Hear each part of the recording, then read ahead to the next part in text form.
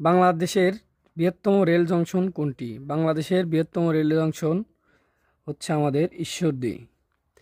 বাংলাদেশের রেলওয়ের দুটি জংশন স্টেশন লাকসাম ও আখাউড়া। বাংলাদেশ রেলওয়ের বৃহৎ কারখানা কোথায়? বাংলাদেশ রেলওয়ের বৃহৎ কারখানা কোথায়? এটা হবে গ নম্বর সৈয়দপুর।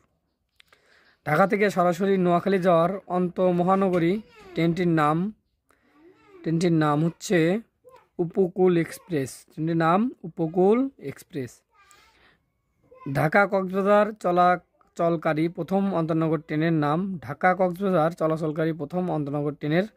নাম হচ্ছে কক্সবাজার এক্সপ্রেস।